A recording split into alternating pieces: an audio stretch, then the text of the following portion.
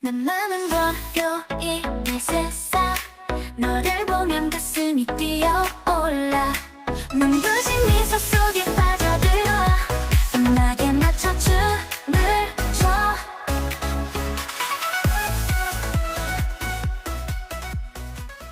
So, andito tayo ngayon sa Horseshoe Canyon. So, para daw itong Grand Canyon sa Arizona. And, napunta lang sa Grand Canyon. I-rate natin kung mahaba itong place. So, right now, super sunny na pero super hangin din. As you can see, talaga namang yung mga kasama ko ng jacket na windbreaker dahil talagang mahangin. Ako ay may backup just in case. But yung damit ko naman is good for the weather kasi participate ko doon. So, tingnan natin kung worth it yung pagpunta dito.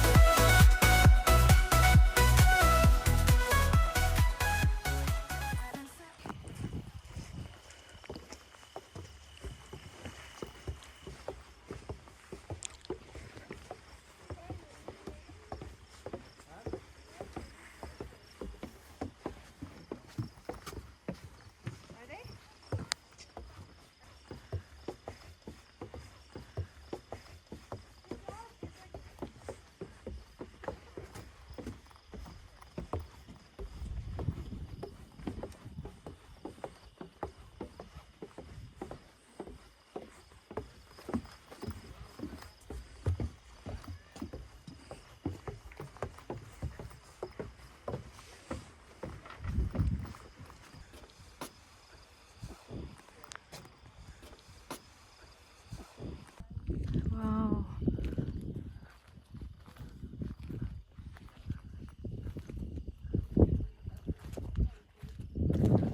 So, andito na kami sa baba ngayon at nakikita na namin yung mga rock formation.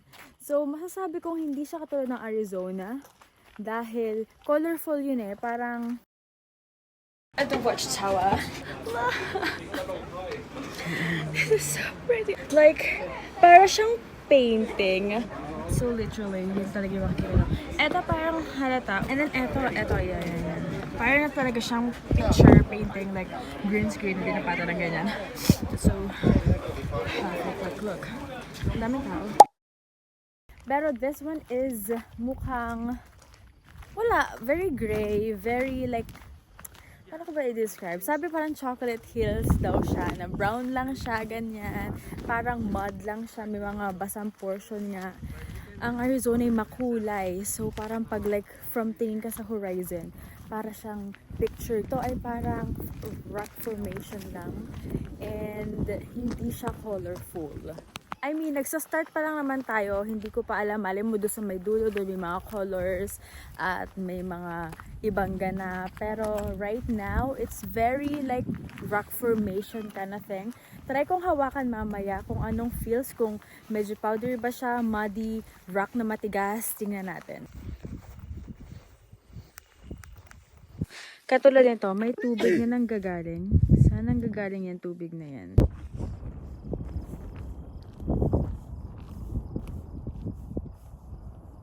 Pwede pa nang akyatin yung formation kasi may mag-ama doong nakaakyat sa Rockies. Ano ba tawag dito? Sa canyon. I don't know. Hindi ko lang tayo ng research, so don't quote me on everything that I say. And this landscape is very, very, ano ba? Hindi ko ma-put into words. Paano yun? Parang picture din siya, pero hindi siya makulay. Pero may mga bahagyang orange na ako nakikita. Very orange to brown. Ganun. May nakita naman ako picture na mag-asawa. Ah, si Catherine na pala yan.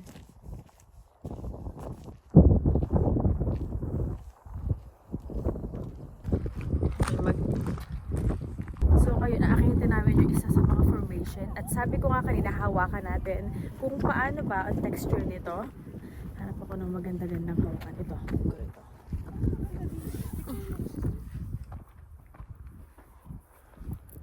Oh, para siyang ano, putik na nabuo. Parang ganun. Sabi ni sister, baka daw may gold dito. Say hi! Ano pinaka-struggle nito, ako yung nakapalda, ladies and gentlemen. Mag-hike pala kami, hindi ako aware. Okay. Hindi naman malambot, kahit muddy-ish yung texture niya. Like this one, oh. Hawakan ulit natin. Tabi po, oh ito.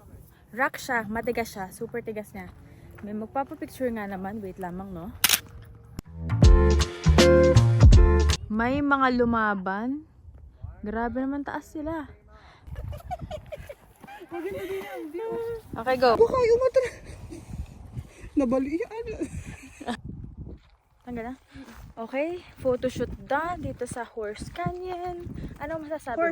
Horseshoe, sorry. Horseshoe Canyon. Ano masasabi mo? I-rate mo yung view. Bakit emotional ka lagi? Eh, dahil magkukulingan sa'yo. Wow!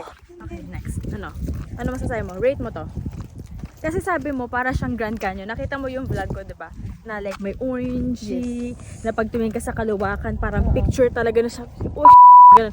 Ito, parang hindi ko ma-describe, hindi ko alam. Ikaw nga magtuloy sa akin. Hindi ko siya ma-describe, pero wala kasi ganito sa Edmonton. So, appreciate na natin. Okay, mas walang ganito sa Darius, diba? Ang galing mo, nakuha siya. Yeah, hindi ko alam paano naging form yan. Like this one, oh. Ano yan?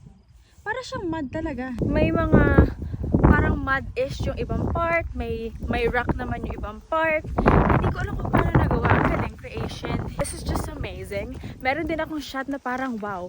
Hindi nga siya katulad sa Arizona na makulay, pero maganda rin siya.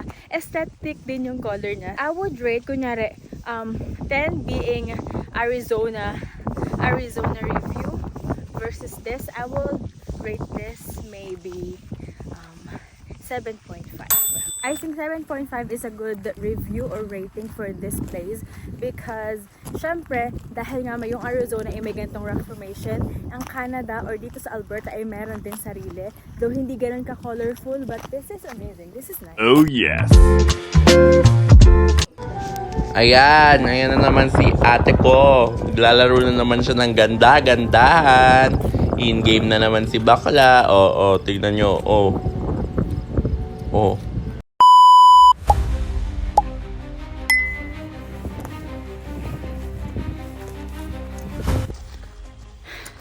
Hindi ito for the vlog ha, pero okay, napagod sa pagbalik sa taas.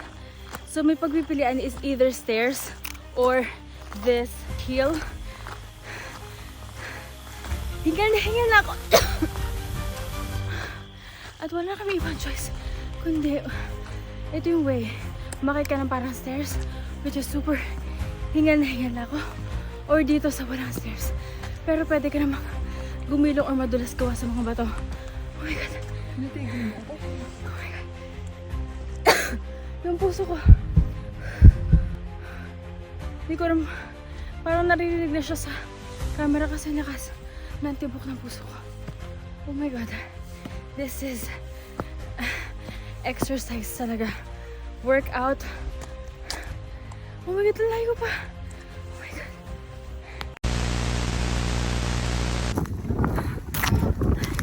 Siguro, after Las Vegas, naka 4 times akong pahinga. Eh, sino ka naman? Alis go, kamusta ka na alis go? Oh Lord. Ano, kamusta dyan?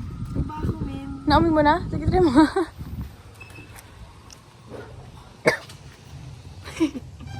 Sasama kita? Oh, eh, paano ka? Itataas mo, magpa-frog ka dyan. Kasi it's dirty. Kumusta? Punong-puno na eh. Yak. Huwag na? Gano'n ba daw katagal? Hindi ko kaya. Mahirap. Madami akong layer dito. Hindi ko kasi kaya. Kasi ito na naman yung mga toilet bowl na malaki yung butas lang sa gitna. So talagang magpa-frog seat para makaihi ka. Eh, ito si Catherine takot dahil masyadong puno na yung laman. So, titiisin na muna namin. Okay, yung pantog ay kaya pa for the moment.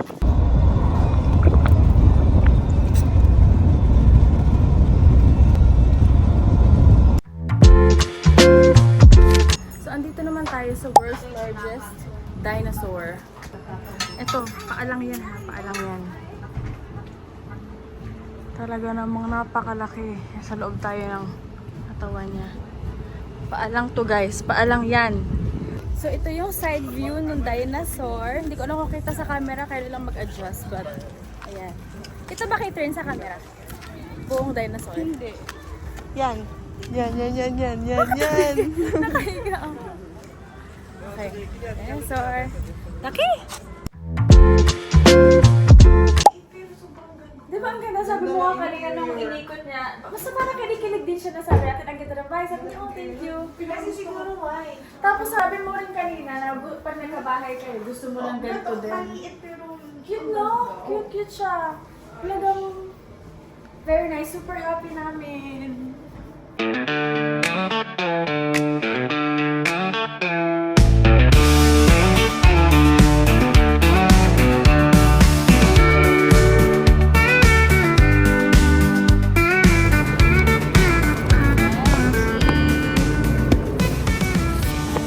Sana mabuksan natin. Panalo.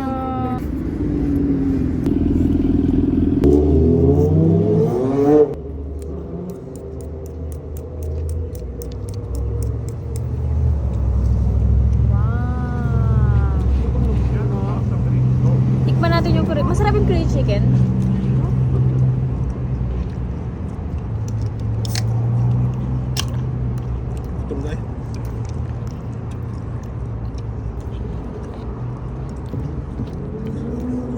May chicken siya.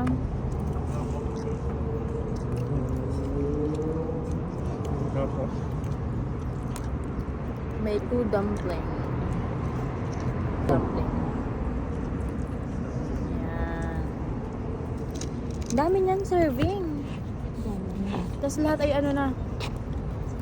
Parang healthy siya, no? In fairness, masarap siya. Masarap siya?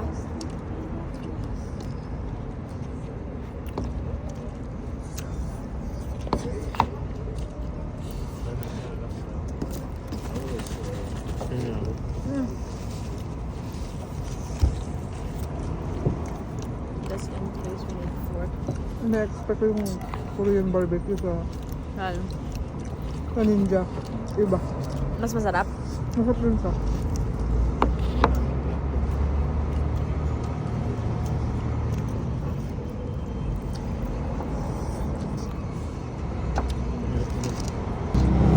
Gusto mo?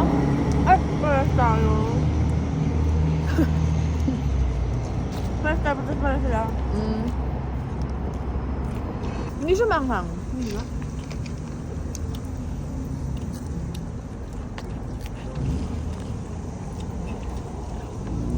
Sino pang gusto na rice? Gusto ba ate? Rin?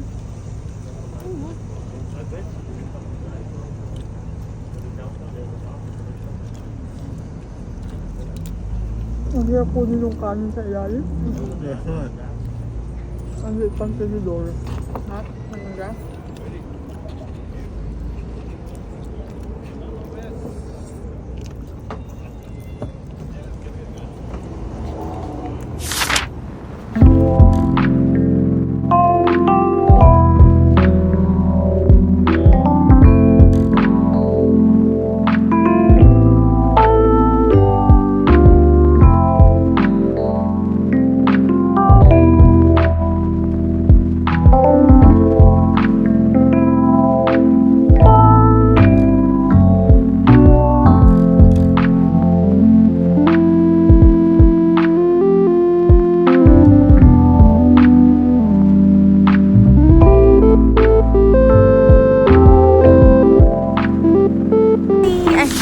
Finally, andito na kami ulit sa Airbnb at talagang miss na miss ko. Na-miss ko ang aming bahay.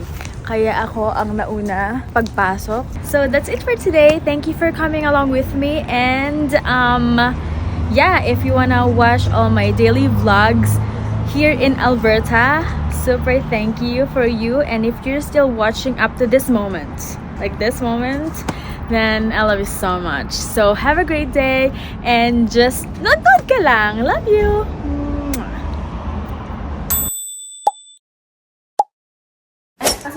nandito na kami sa bahay, nandito kami sa master's bedroom, magkakasama kami ni ate, ni Keith, at ako. Oh, yes.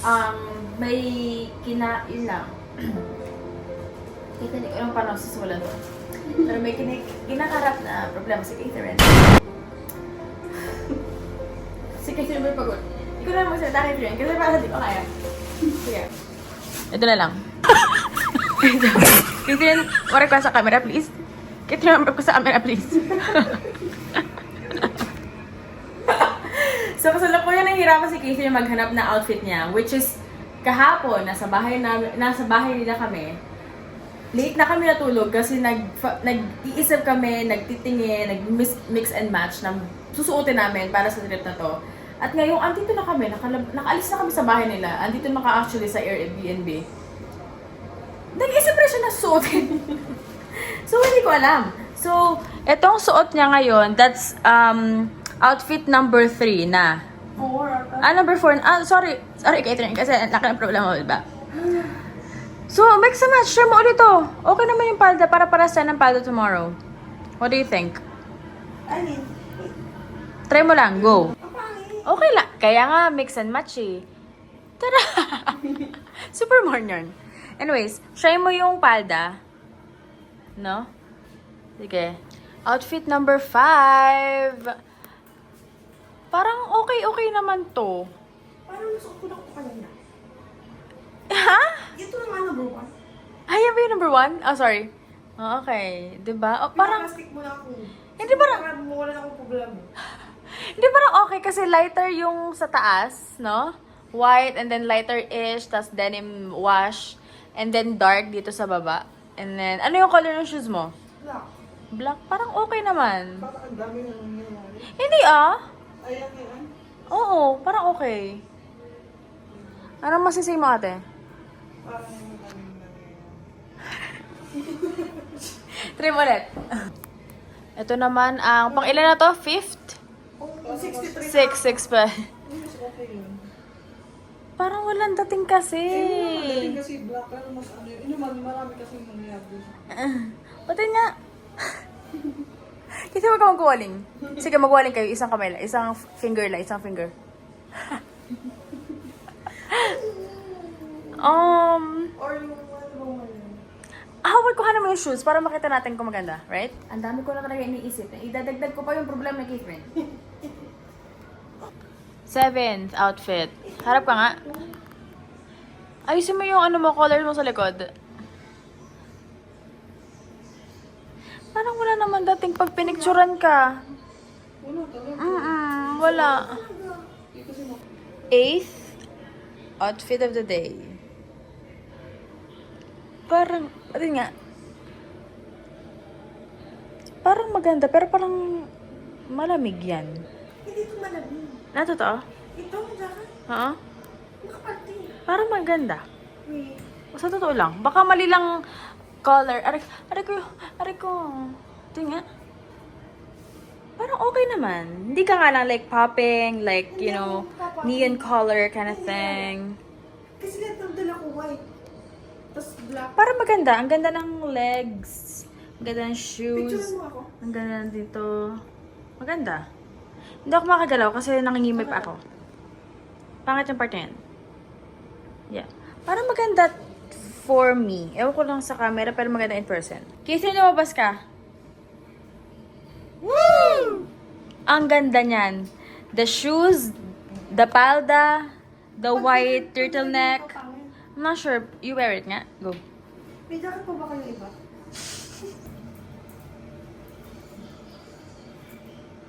Yung jacket ang may problema. Next, this one. May ganap din yung shoes. Tas mag-aabot. Yeah, parang ang pangit mo tingnan dito. Hindi ako magalaw. May nangyayon pa ako. Sige, hawakan mo. Sampalin kita.